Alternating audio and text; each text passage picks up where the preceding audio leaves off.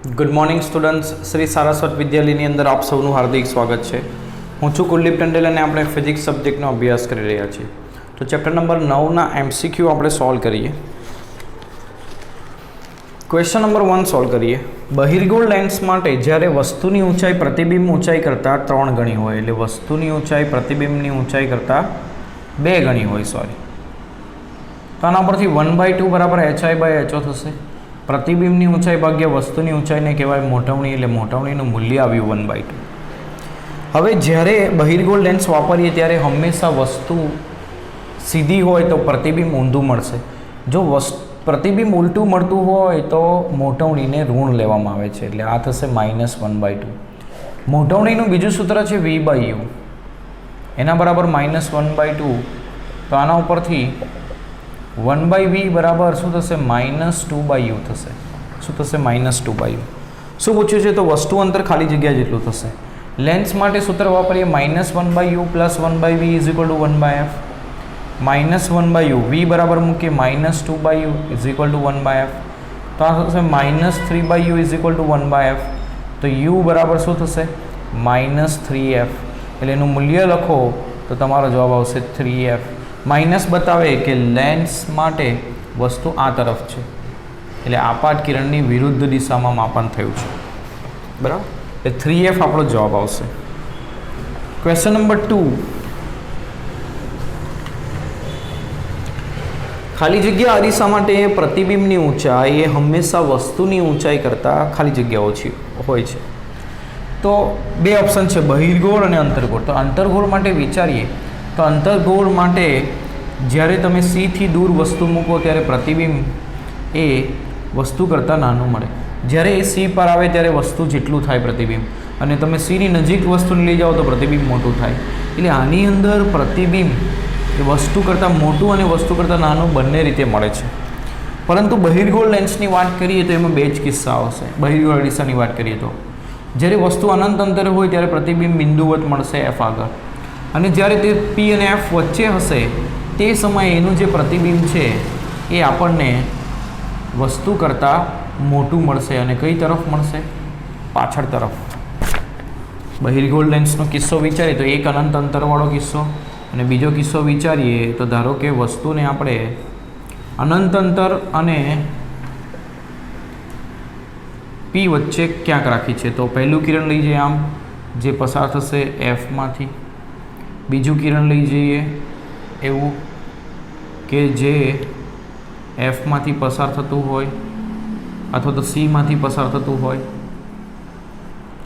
તો એ સીધું એ જ દિશામાં ફરી પાછું પરાવર્તન પામીને આવશે, એટલે આમ જશે. આ બંને પરાવર્તિત કિરણો ક્યારે ભેગા નહીં થશે, પણ આપણને લાગશે કે અહીંયા ભેગા થાય છે એટલે અહીંયા પ્રતિબિંબ મળશે. તો આ પ્રતિબિંબ જોઈએ તમે જુઓ તો વસ્તુ કરતાં હંમેશા નાનું હોય છે. એટલે બહિર્ગોળ અરીસા માટે પ્રતિબિંબની ઊંચાઈ હંમેશા વસ્તુ કરતાં ઓછી હોય છે. આ આન્સર આવશે, બરાબર. અંતર્ગોળ માટે તો એ પ્રતિબિંબની ઊંચાઈ વસ્તુ કરતાં મોટી, ઓછી અથવા એના જેટલી હોઈ શકે છે. F કેન્દ્ર લંબાઈવાળા અંતર્ગોળ અરીસાથી વસ્તુનું પ્રતિબિંબ 1/n ગણું મળે છે. અંતર્ગોળ અરીસો છે, અરીસા માટે મોટવણી શું આવશે? 1/n ગણું, એટલે નાનું મળે છે. તો નાનું ક્યારે મળે? જ્યારે અરીસાની સામે મળે પ્રતિબિંબ. સામે મળે એટલે કેવું મળે? ચટ્ટું મળે. એટલે મોટવણી અહીંયા શું આપ્યું છે? વસ્તુનું પ્રતિબિંબ 1/n ગણું મળે છે. એટલે પ્રતિબિંબની ઊંચાઈ એ વસ્તુની ઊંચાઈ કરતાં 1/n ગણી છે. તો આના ઉપરથી HI/HO બરાબર શું થશે? 1/n. એટલે મોટવણી 1/n છે. અને નાનું ક્યારે મળે? જ્યારે તે અરીસાની સામે મળે, એટલે પ્રતિબિંબ ઉલટું મળે. ઉલટું મળે ત્યારે મોટવણીને આપણે ઋણ લઈએ છીએ, એટલે -1/n લઈશું. આ મોટવણીનું મૂલ્ય છે. તો અરીસાથી વસ્તુનું અંતર કેટલું હશે? એટલે વસ્તુ અંતર U શોધવાનું છે. તો અરીસા માટે સૂત્ર 1/U + 1/V = 1/F. હવે મોટવણીનું સૂત્ર અહીં આપણે વાપરશું -V/U = -1/n. તો આના પરથી V/U બરાબર 1/n થશે, અને એના ઉપરથી 1/U = 1/nV થશે, અથવા તો 1/V બરાબર n/VU થશે. તો આ સમીકરણની અંદર મૂકીએ તો 1/U બરાબર 1/U છે, અને 1/V બરાબર n/U મૂકીએ ઇઝ ઇક્વલ ટુ 1/f. તો આ n પ્લસ 1/u બરાબર 1/f. તો u બરાબર શું થશે? f ઇન્ટુ n પ્લસ 1, એટલે સી જવાબ આવશે તમારો.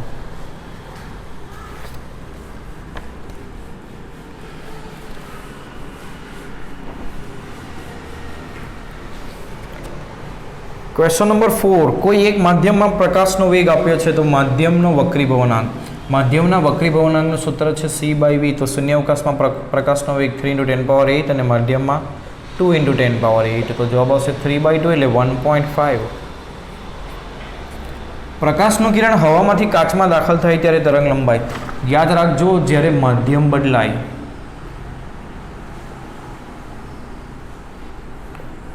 ત્યારે કિરણ વક્રીભૂત થાય અને અમુક કિરણ પરાવર્તન પામે. તો પરાવર્તિત કિરણ માટે અને વક્રીભૂત કિરણ માટે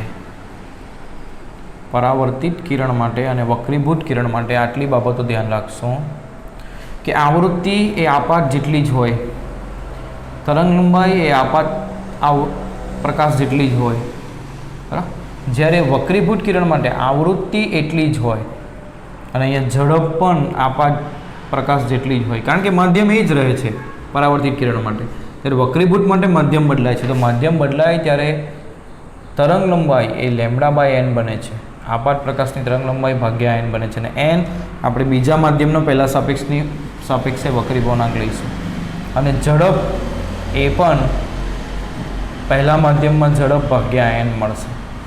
એટલે આવૃત્તિ માધ્યમ બદલાશે ત્યારે આવૃત્તિ અચળ રહેશે. તો અહીં શું પૂછ્યું છે? કિરણો હવામાંથી કાચના માધ્યમમાં દાખલ થાય ત્યારે તરંગ લંબાઈ. તો તરંગ લંબાઈ λ/n એટલે ઘટાડો થયો, કારણ કે આને શું લખશું? λ બરાબર n2/n1. તો λ/n2 કાચનો વક્રીભવનાંક ભાગ્યા હવાનો આપણે 1 લઈએ છીએ. કાચનો વક્રીભવનાંક 1 કરતાં વધુ હોય એટલે તરંગ લંબાઈમાં શું થાય? ઘટાડો થાય. એટલે તરંગ લંબાઈ ઘટશે. આવૃત્તિ પૂછી હોય તો અચળ રહેશે જવાબ આવ્યો હોત, અને ઝડપ પૂછી હોય તો એ પણ ઘટશે જવાબ આવે, બરાબર. એટલે આ બાબત ધ્યાનમાં રાખવી તમારે. MCQ માટે અગત્યનો સવાલ આ. કોનામાં ફેરફાર થશે, કોનામાં નહીં થશે. 6th question. જ્યારે પ્રકાશ એક માધ્યમમાંથી બીજા માધ્યમમાં જાય છે ત્યારે અચળ રહેતી ભૌતિક રાશિ આવૃત્તિ, એટલે બી જવાબ. સી પ્રશ્ન. પ્રકાશનું કિરણ મ્યુ વક્રીભવનાંકવાળા માધ્યમમાં દાખલ થાય ત્યારે વક્રીભૂત કોણ આપાત કોણથી અડધો મળે છે. તો આપાત કોણનું મૂલ્ય, એટલે અહીં આપણે આકૃતિ બનાવીએ તો આ સપાટીને લંબ દોરીએ તો પ્રકાશનું કિરણ મ્યુ વક્રીભવનાંકવાળા માધ્યમમાં દાખલ થાય છે, એટલે હવામાંથી આવે છે. ધારો કે કયા માધ્યમમાં દાખલ થાય છે જેનો વક્રીભવનાંક મ્યુ છે, ત્યારે વક્રીભૂત કોણ આ આપાત કોણ I છે. તો આ છે વક્રીભૂત કોણ R. એ કેટલો મળે છે? આપાત કોણથી અડધો R/2 મળે છે. તો આપાત કોણનું મૂલ્ય, તો અહીંયા સ્નેલનો નિયમ વાપરીએ તો n1 sin I બરાબર શું થશે? n2 sin R. R એટલે I/2. n1 બરાબર 1 છે sin I, અને n2 બરાબર મ્યુ sin I/2. તો આપણને શું પૂછ્યું છે? આપાત કોણનું મૂલ્ય, I નું મૂલ્ય. તો આપણે sin I ને આવી રીતે લખી શકીએ. sin 2θ બરાબર થાય 2 sin θ cos θ. તો અહીંયા sin I છે, તો અહીંયા જે ખૂણો છે તેનો અડધો કરવાનો. આમાં તો આમાં અડધો કરીએ તો sin I/2 cos I/2 થશે. sin I/2 બંને તરફથી કેન્સલ, એટલે જવાબ શું આવશે? મ્યુ બરાબર 2 cos I/2. તો આના પરથી મ્યુ/2 બરાબર cos I/2. તો I/2 બરાબર cos ઇન્વર્સ મ્યુ/2 અને I બરાબર 2 cos ઇન્વર્સ મ્યુ/2. એટલે જવાબ થશે D, 2 cos ઇન્વર્સ મ્યુ/2.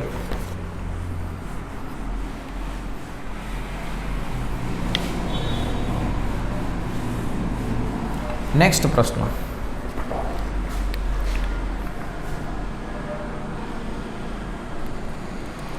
એક સરોવરના કાંઠે ઉભેલા અવલોકનકારને 12 સેન્ટીમીટર ઊંડાઈએ એક માછલી રહેલ છે. પાણીમાં 12 સેન્ટીમીટર ઊંડાઈએ માછલી રહેલ છે. તો માછલીનું પ્રતિબિંબ કેટલું ઊંચે આવેલું જણાશે.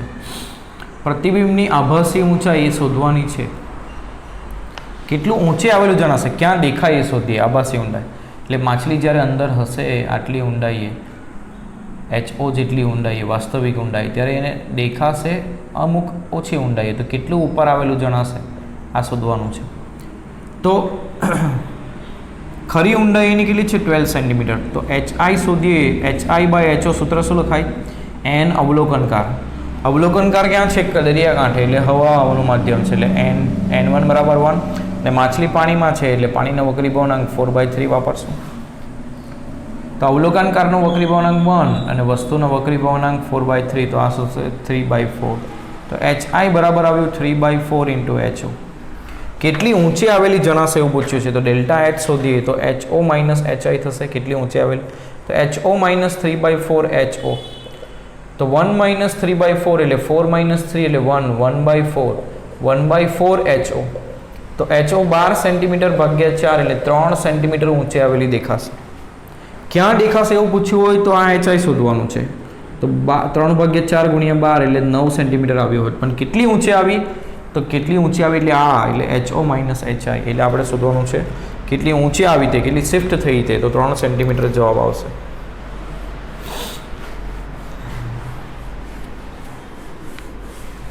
નેક્સ્ટ, n વક્રીભવનાંક અને d જડાઈના એક કાચનો સ્લેબ પર ટેબલ પર મૂકેલા કાગળ પર મૂકેલ છે. સ્લેબ મૂકેલો છે જેનો વક્રીભવનાંક n છે અને જાડાઈ છે d. અહીંયા એક કાગળ પર એને મૂકેલ છે. સ્લેબ નીચે રહેલા કાગળ પર સહીનું ટપકું છે. અહીં સહીનું ટપકું છે. તો સ્લેબની ઉપરથી જોતાં ટપકું કેટલું ઉપર દેખાશે? તો ટપકાની ખરી ઊંડાઈ લેવાની d. તમે ગમે ત્યાંથી જુઓ, ઉપરથી જુઓ કે ગમે ત્યાંથી, પણ અહીંયા વક્રીભવનાંક સ્લેબના કારણે જ થાય છે એટલે ખરી ઊંડાઈ તમારે d લેવાની. ક્યાં દેખાશે એ HI? તો HI/HO બરાબર શું થશે? n અવલોકનકાર. અવલોકનકાર હવામાં છે એટલે 1 અને n વસ્તુ ક્યાં છે? કાચના સ્લેબની નીચે, એટલે વક્રીભવનાંક n થશે. તો આના પરથી HI બરાબર શું આવ્યું? HO/n. તો આપણને શું પૂછ્યું છે? કેટલું ઉપર દેખાશે, એટલે કેટલું શિફ્ટ થયેલું દેખાય. આ HI અને આ HO, તો કેટલું શિફ્ટ થયેલું દેખાય? ડેલ્ટા H કેવી રીતે શોધશું? અત્યારે જ આપણે ગણી ગયા.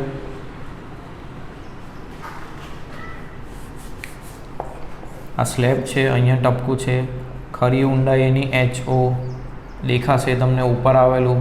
તો કેટલું શિફ્ટ થયું? ડેલ્ટા H ગણીશું. તો ડેલ્ટા H બરાબર HO માઇનસ HI. તો HO માઇનસ HO/n. તો HO ઇન્ટુ 1 માઇનસ 1/n. અને આ HO કેટલું આપ્યું છે? સ્લેબની જડાઈ d ઇન્ટુ 1 માઇનસ 1/n. તમે લસા લો તો n minus 1/n into d, એટલે જવાબ થશે A.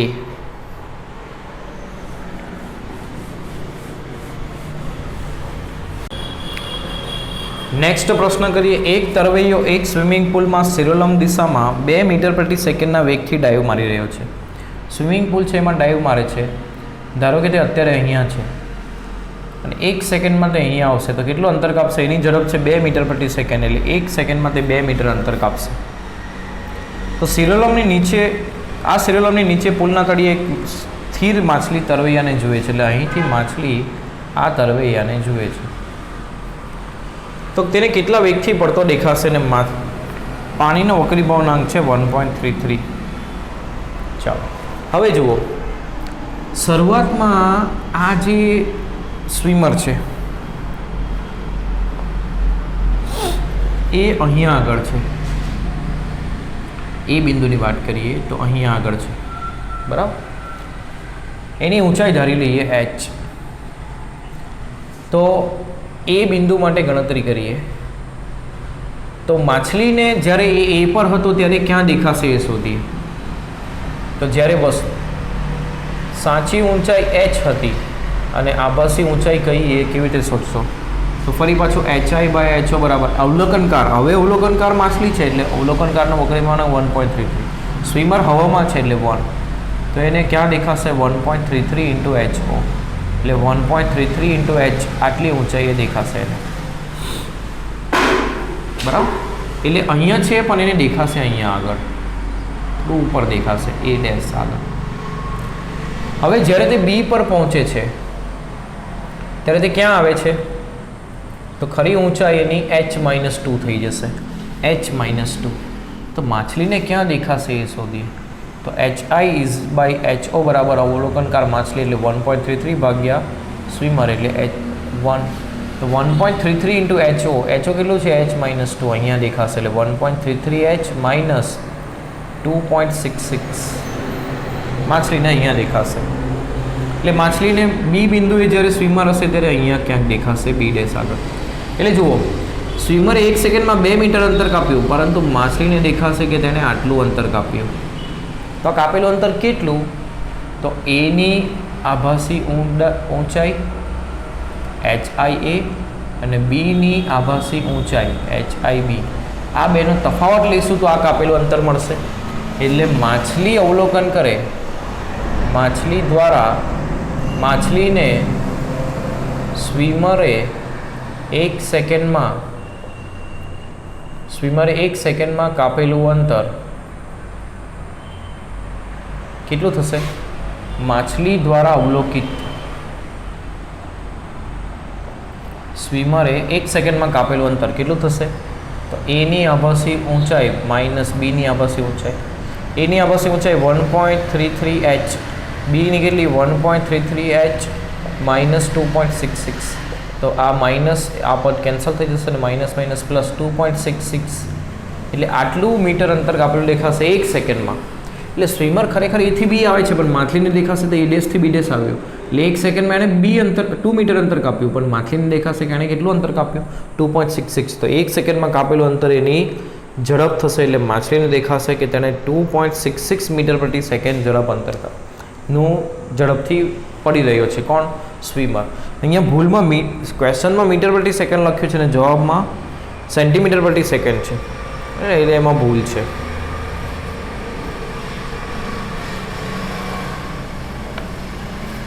એકમ લખવામાં ભૂલ છે. એટલે ક્વેશ્ચનમાં તમારે કરી દેવાનું સેન્ટીમીટર પ્રતિ સેકન્ડ, એટલે જવાબ થશે 2.66 સેન્ટીમીટર પ્રતિ સેકન્ડ. 11મો ક્વેશ્ચન. પ્રકાશીય પાતળા માધ્યમમાં રહેલી વસ્તુનું પ્રકાશીય ઘટ્ટ માધ્યમમાંથી નિરીક્ષણ કરતા તે પાતળા માધ્યમમાં રહેલી વસ્તુનું ઘટ્ટ માધ્યમમાંથી નિરીક્ષણ કરો તો શું થશે? એટલે HI/HO કરીએ તો શું થશે? અવલોકનકાર. નિરીક્ષણ ક્યાંથી કરવામાં આવે છે? ચાલો અવલોકનકારને લખીએ N1 અને વસ્તુને લખીએ N2. હવે નિરીક્ષણ તમે ક્યાંથી કરો છો? પાતળા માધ્યમમાંથી. એટલે અવલોકનકારનું માધ્યમ પાતળું છે ને આ ઘટ્ટ છે. હવે આપણને ખબર છે કે ઘટ્ટ માધ્યમનો વક્રીભવનાંક એ પાતળા કરતાં વધારે હોય, તો એના પરથી N પાતળું ભાગ્યા N ઘટ્ટ આવું થશે. તો N પાતળું ભાગ્યા N ઘટ્ટ એના બરાબર તો શું છે? HI/HO. તો 1 > HI/HO. તો આ શું થશે? HO > HI. એટલે આભાસી ઊંચાઈ એ વાસ્તવિક કરતાં ઓછી દેખાશે. ઓછી દેખાશે એટલે પ્રતિબિંબ એ ઉપર ખસેલું દેખાશે. એટલે આપણે સ્લેબમાં જોયું એ પ્રમાણે તમે ઘટ્ટ માધ્યમમાંથી નિરીક્ષણ કરો છો, એટલે આ ખોટું લખ્યું મેં. નિરીક્ષણનું માધ્યમ ઘટ્ટ છે અવલોકનકારનું, અને આ પાતળું છે, બરાબર. એટલે ઉપરનું માધ્યમ ઘટ્ટ છે, તમે નીચે નિરીક્ષણ કરો છો, વસ્તુ અહીંયા રહેલી છે, તમે અહીંયાથી નિરીક્ષણ કરો છો, આ માધ્યમ ઘટ્ટ છે. તો ઘટ્ટ ભાગ્યા પાતળું શું થશે? N ઘટ્ટ ભાગ્યા N પાતળું.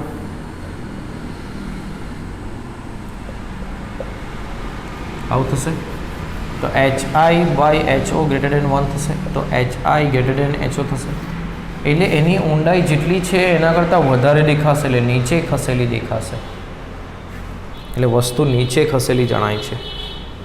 એટલે યાદ રાખજો, તમે પાતળા માધ્યમમાંથી જુઓ તો વસ્તુ ઉપર ખસેલી દેખાશે, અને તમે ઘટ્ટ માધ્યમમાંથી જુઓ તો વસ્તુ નીચે ખસેલી દેખાશે. એટલે જ્યારે પાતળા માધ્યમમાંથી જોવામાં આવે ત્યારે દેખાતી ઊંચાઈ, દેખાતું અંતર એ ઓછું હશે. જ્યારે ઘટ્ટ માધ્યમમાંથી જુઓ તો દેખાતું અંતર એ વાસ્તવિક કરતાં વધારે હશે. 12મો question.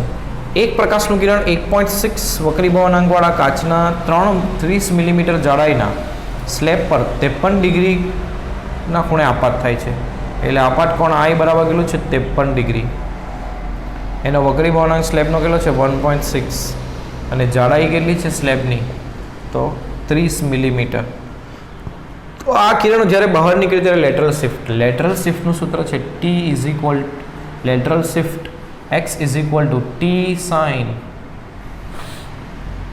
I - R / cos R. Lateral શિફ્ટની તારવણી આપણે કરી હતી. આ એનો વક્રીભવ પવન કોણ. હવે આ આર આપણે શોધવું પડશે. કેવી રીતે શોધશું? તો સ્નેલનો નિયમ વાપરીએ. n1 sin 53 બરાબર n2 sin r. તો n1 1 છે, sin 53 is equal to n2 sin 53 degree શોધીએ અને n2 1.6 ઇન્ટુ sin r આવું થશે. તો આના પરથી sin r બરાબર આવશે sin 53 ડિગ્રી ડિવાઇડ બાય 1.6. તો અહીંયા ટી જાડાઈ 30 millimetre, sin i minus r divide by cos r. તો ટેબલની અંદર આની કિંમત જોશો અને ડિવાઈડ કરશો તો એપ્રોક્સિમેટ તમને r બરાબર 30 ડિગ્રી મળશે. અને એની કિંમત તમે આ સૂત્રમાં મૂકશો તો 53 માઇનસ 30 ભાગ્યા 30 એ બેનો ભાગાકાર આટલો જવાબ આવશે. તમે કિંમત જોઈને કરી શકો ટેબલની અંદર. તો આનો જવાબ એપ્રોક્સિમેટ થશે 13.53 મિલીમીટર. તો લેટરલ શિફ્ટ આટલી મળશે. લેટરલ શિફ્ટનું આપણે સૂત્ર યાદ રાખીશું.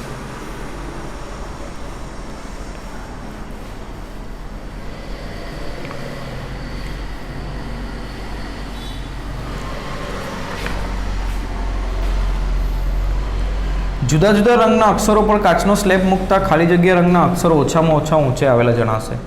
તો HI બાય HO બરાબર શું થશે? અવલોકનકાર ભાગ્ય વસ્તુ. અવલોકનકાર ધારો કે હવામાં છે અને જે તે રંગ માટે વક્રીભાવનાંક n છે. તો HI બરાબર HO ભાગ્યા n. એટલે જેના માટે nનું મૂલ્ય વધારે હશે તેના માટે આભાસી ઊંડાઈ એ ઓછી હશે. એટલે કે તમે અહીં અક્ષરો મૂક્યા છે તો તમને દેખાશે અહીં આગળ. બરાબર. તો આપણને ખબર છે કે વક્રીભાવનાંક રંગ ઉપરથી આ રીતે આવે છે કે વાયોલેટ માટે વક્રીભાવનાંક એ રેડ કરતાં વધુ હોય છે. એટલે જાની વાલી પીનારા આ દિશામાં તમે આગળ વધશો તો તરંગ લંબાઈ વધે છે અને વક્રીભાવનાંક ઘટે છે. હવે અહીંયા લોજિક સમજો. જેના માટે nનું મૂલ્ય વધુ હશે એના માટે HI ઓછું મળશે. HI ઓછું મળે એનો મતલબ શું? વધુ ખસેલો કહેવાય. એટલે જુઓ, રાતા માટે n સૌથી ઓછો છે એનો મતલબ HI એ રાતા માટે સૌથી વધારે થશે. HI જેટલો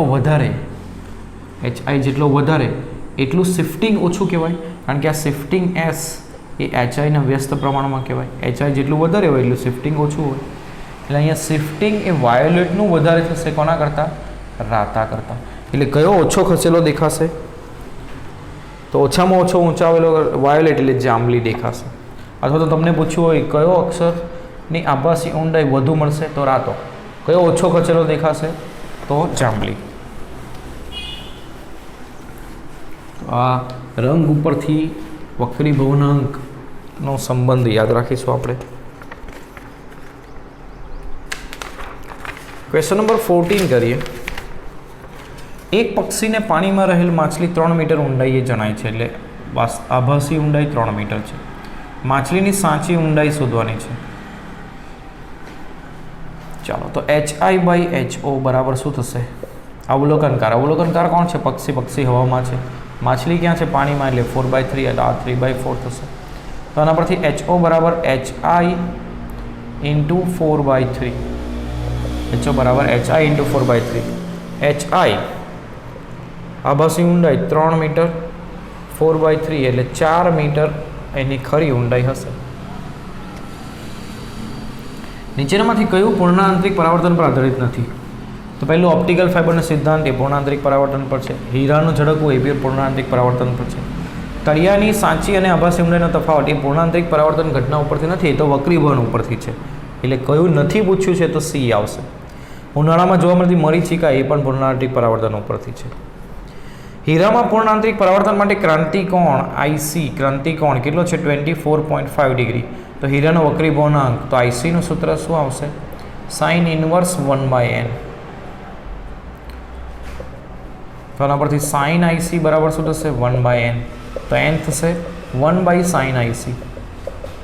તો 1/sin 24.5 ની કિંમત આપી છે 0.4147. તો કેલ્ક્યુલેટરમાં કરીએ 1/0.4147 તો જવાબ મળશે 2.41. તો હીરાનો વક્રી ભવનાંક 2.41. આ ડાયરેક્ટ યાદ પણ રાખીશું આપણે. IC અને N કોના માટે? હીરા માટે. ઘણી વખત MCQમાં આવે છે. 17મો પ્રશ્ન, ઓપ્ટિકલ ફાઇબરના ક્લેડિંગ દ્રવ્યોનો વક્રી ભવનાંક ફાઇબરના દ્રવ્યના એટલે કે કોરના વક્રી ભવનાંક કરતાં કોરનો વક્રી ભવનાંક એ વધુ હોવો જોઈએ, એટલે ક્લેડિંગનો કેવો હોવો જોઈએ? ઓછો હોવો જોઈએ. પાતળા લેન્સની કેન્દ્ર લંબાઈ ખાલી જગ્યા વક્રી ભવનાંક વધતા ઘટે છે. અહીં વક્રી ભવનાંક નહીં પણ શું હશે? તો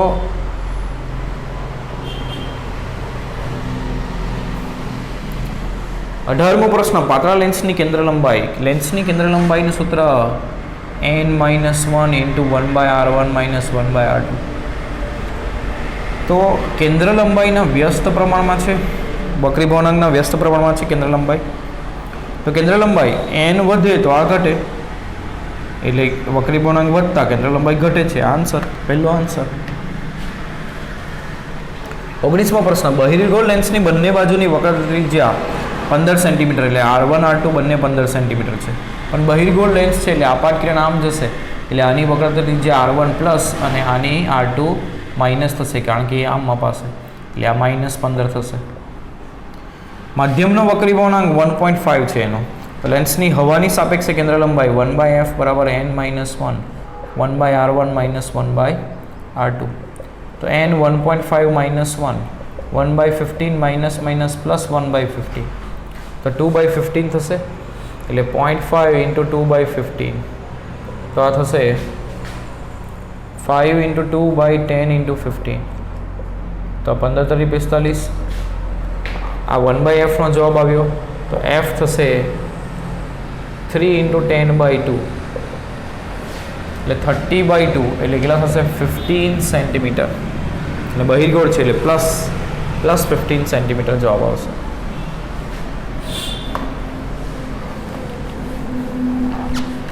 નેક્સ્ટ પ્રશ્ન કરીએ, 20મો પ્રશ્ન. એક અંતર્ગોળ અને બહિર્ગોળ લેન્સની કેન્દ્ર લંબાઈ સમાન છે, તો તેમના એકબીજાના સંપર્કમાં રાખતા સંયોજન. અંતર્ગોળ અને બહિર્ગોળ બંનેની કેન્દ્ર લંબાઈ સમાન છે, આની પણ f છે, આની પણ f છે. તો સંયોજનની કેન્દ્ર લંબાઈ 1/f1 + 1/f2. ચલો, બહિર્ગોળની +f અને અંતર્ગોળની -f. તો 1/f બરાબર શું આવ્યું? 0. તો f કેટલું થશે? 1/0. 1/0 એટલે શું થશે? અનંત થશે. તો સંયોજન કોના તરીકે વર્તે? તો અનંત કેન્દ્ર લંબાઈ કોના માટે આવે? તો સમતલ અરીસા માટે, એટલે સમતલ અરીસા તરીકે વર્તે. એટલે સમતલ પ્લેટ આપ્યું છે, પારદર્શક સમતલ પ્લેટ. અરીસો ન કહેવાય કારણ કે પરાવર્તન નહીં થશે, પરંતુ એક સમતલ પ્લેટ તરીકે વર્તશે. એટલે જાણે કે આવો એક સમતલ પ્લેટ રાખી હોય એ તરીકે વર્તશે આ સંયોજન.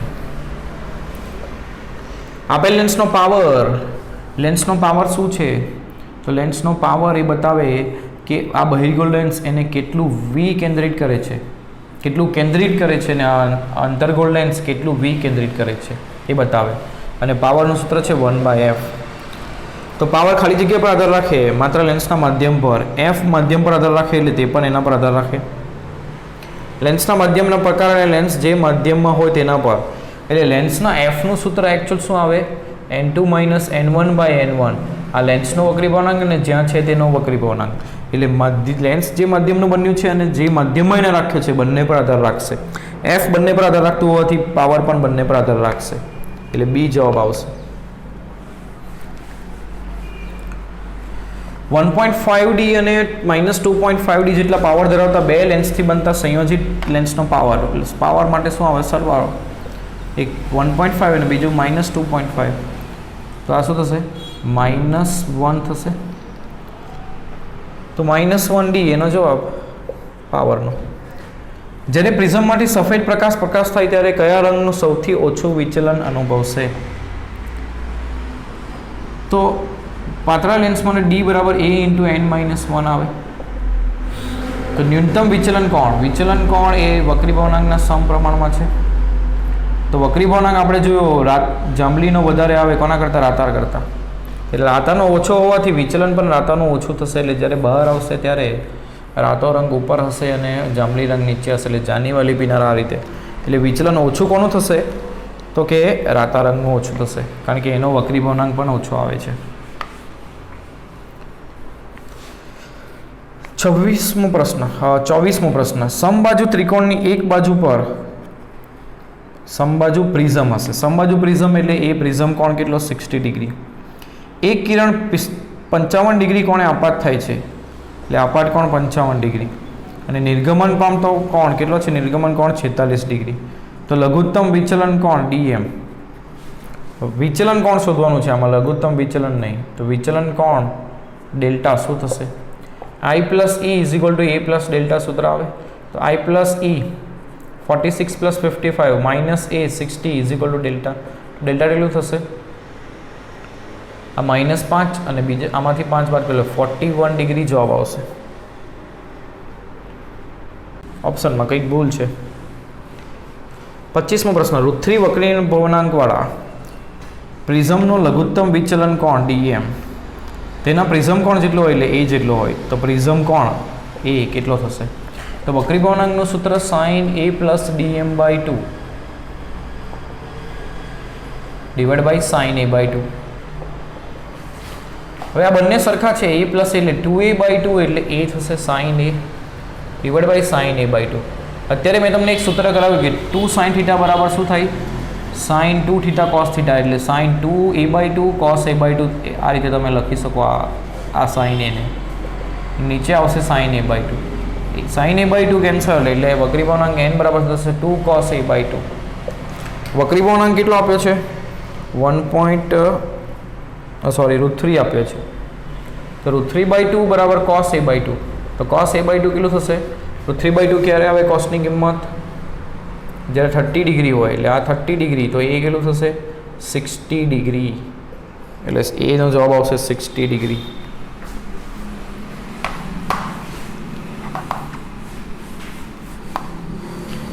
એનો જવાબ શું આવશે? 60 ડિગ્રી. 26 6 ડિગ્રી પ્રિઝમ કોણ? પ્રિઝમ કોણ નાનો છે એટલે પાતળો પ્રિઝમ કહેવાય. દ્રવ્યોનો વક્રી ભવનાંક 1.5. તો લઘુત્તમ વિચલન કોણ? પાતળા પ્રિઝમ માટે a × n - 1. 6 × 1.5 - 1 એટલે 6 × 0.5 એટલે 3 ડિગ્રી લઘુત્તમ વિચલન કોણ આવશે? એક ગોળાકાર અરીસા વડે વસ્તુનું 3 ગણું મોટું અને ચત્તું પ્રતિબિંબ રચે છે. એક ગોળાકાર અરીસો છે, કયો છે કીધું નથી, પરંતુ વસ્તુનું 3 ગણું મોટું અને ચટ્ટું પ્રતિબિંબ અંતર્ગોળ માટે એ હંમેશા નાનું હોય. બહિર્ગોળ માટે ચટ્ટું પ્રતિબિંબ હંમેશા નાનું હોય. 3 ગણું મોટું કીધું એટલે અંતર્ગોળ અરીસો છે એટલું પાક્કું થયું. તો અંતર્ગોળ અરીસા માટે મોટવણી આપી છે 3 ને ચટ્ટું કીધું છે એટલે +3. જો વસ્તુ અને પ્રતિબિંબ વચ્ચેનું અંતર 100 સેન્ટીમીટર હોય. હવે ચટ્ટું પ્રતિબિંબ અંતર્ગોળમાં ક્યારે રચાય? જ્યારે પાછળ હોય ત્યારે. એટલે આ બે વચ્ચેનું અંતર છે 100 સેન્ટીમીટર. એટલે એવું કહી શકાય કે u + v એ 100 સેન્ટીમીટર છે. તો અરીસાની કેન્દ્ર લંબાઈ f શું થશે? તો આના પરથી તમે m બરાબર શું લખી શકો? -v/u. ચટ્ટું છે એટલે +v/u = 3. તો v = 3u થશે. તો અહીંયા તમે મૂકો v = 3u, તો u + 3u = 100 થશે.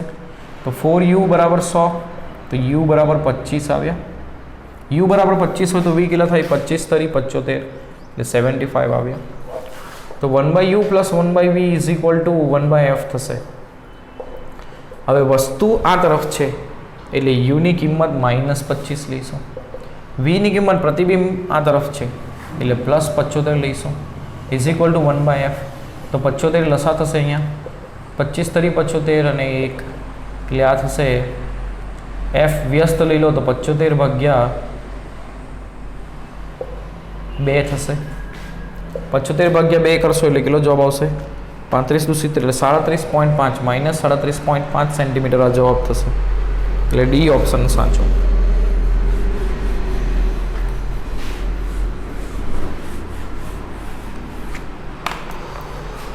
અઠ્ઠાવીસમો ક્વેશ્ચન. સમતલ અરીસાની કેન્દ્ર લંબાઈ સમતલ છે એટલે એની કેન્દ્ર લંબાઈ અનંત હોય સમતલ અરીસા માટે. અને વક્રતા ત્રિજ્યા પણ અનંત હોય, ત્રિજ્યા અનંત, એટલે જવાબ આની અંદર બે આવશે, કેન્દ્ર લંબાઈ અનંત અને વક્રતા ત્રિજ્યા જેટલી. વક્રતા ત્રિજ્યા પણ અનંત હોય એટલા માટે બંને સરખા હોય એટલે વક્રતા ત્રિજ્યા જેટલી એવું પણ આવી શકે અને અનંત પણ આવી શકે, પણ આપણે અનંતને પ્રિફર કરીશું. ઓપ્શન આની અંદર ભૂલ હોઈ શકે. સમતલ અરીસાનું પાવર બરાબર શું થાય? 1/f. એફ જો અનંત હોય તો પાવર શું થાય? 0, કારણ કે તે કેન્દ્રિત વિકેન્દ્રિત કરતું જ નથી. જેવું કિરણ ગયું એવું જ પાછું આ પરાવર્તન પામીને આવે. 30મો પ્રશ્ન, પાણીનો હવાની સાપેક્ષે વક્રીભવનાંક, એટલે પાણીનો એરની સાપેક્ષે વક્રીભવનાંક 4/3 અને કાચનો હવાની સાપેક્ષે વક્રીભવનાંક, ગ્લાસનો એરની સાપેક્ષે વક્રીભવનાંક 3/2. તો કાચનો પાણીની સાપેક્ષે, ગ્લાસનો પાણીની સાપેક્ષે વક્રીભવનાંક Ng/Nw. તો Ng કેટલું છે? 3/2. Nw કેટલું છે? 4/3. તો 3/2 ઇન્ટુ 3/4 તો 9/8. 9/8 આપણો આન્સર આવશે. તો આ રીતે આ ચેપ્ટરના પ્રશ્નો તમારે પ્રેક્ટિસ કરવા, જે જરૂરી લાગે એવા પ્રશ્નો મેં કરાવે છે. બીજા પણ આની અંદર હોઈ શકે, તો તમે પ્રેક્ટિસ કરવા માટે કોઈ પણ બુક પ્રિફર કરી શકો.